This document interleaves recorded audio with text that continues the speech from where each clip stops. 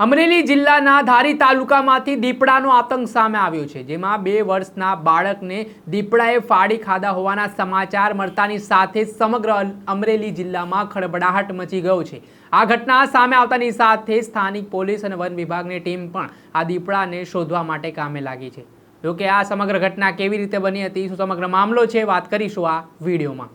વૈષ્ણવજન તો તેને કહીએ જે પીડ પરાઈ જાનાને રે। નમસ્કાર દર્શક મિત્રો, નવજીવન ન્યૂઝમાં આપનું સ્વાગત છે। હું છું ફૈઝાન। અમરેલી જિલ્લાના ખાંભા તાલુકામાં થોડાક દિવસ પહેલા સિંહનો એક વિડીયો સામે આવ્યો હતો, જેમાં અવારનવાર અમરેલી જિલ્લામાં સિંહો દ્વારા જાહેર રસ્તાઓ પર લટાર મારવામાં આવે છે, ત્યારે બાળક ઉપર હુમલા કરવાની ઘટના સામે આવી હતી અને તેના જ કારણે આ ઘટનાથી લોકોમાં ભયનો માહોલ સર્જાયો હતો। ત્યારબાદ હવે અમરેલી જિલ્લાના ધારી તાલુકાના ગરમલી ગામમાં દીપડાનો આતંક સામે આવ્યો છે, જેમાં એક મજૂર પરિવારના બાળક પર દીપડાએ હુમલો કર્યો હોવાના પગલે બાળકનું મૃત્યુ નિપજ્યું છે।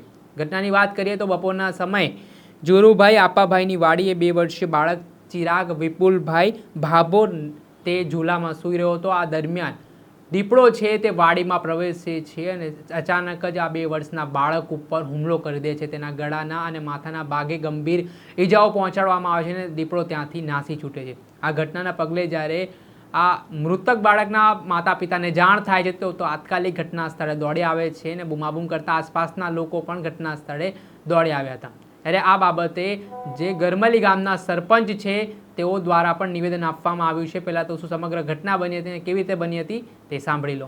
રાજેશભાઈ કનુભાઈ ચોટલિયા, મોટી ગરમલી સરપંચ।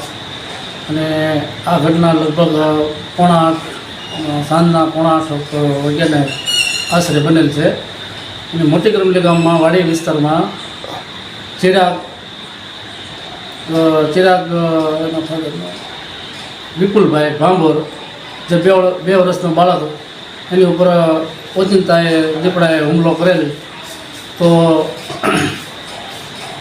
તરળા પોલીસ સ્ટેશનને જાણ કરતાં તરળા પોલીસ સ્ટેશનના કર્મચારી સ્થળ પર આવી અને તાત્કાલિક બાળકને તરળા દવાખાને સારવાર અર્થે લાવેલ, પણ ત્યાં ડૉક્ટરે મૃત્યુ જાહેર કરેલ છે।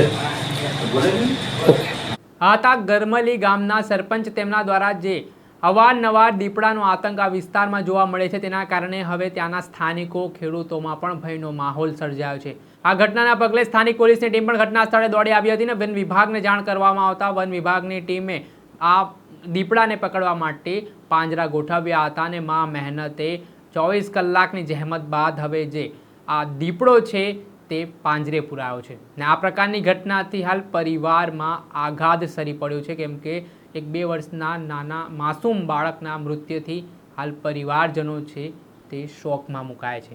ત્યારે અવારનવાર અમરેલી જિલ્લામાં પ્રાણીઓ તેમાં શી કરતા દીપડાનો જે આતંક સામે આવે છે તેને લઈને લોકોમાં પણ એક ભયનો માહોલ જોવા મળી રહ્યો છે। ત્યારે આગામી સમયમાં વહીવટીતંત્ર છે તે કયા પ્રકારની કાર્યવાહી આ મામલે કરે છે તે જોવું રહ્યું।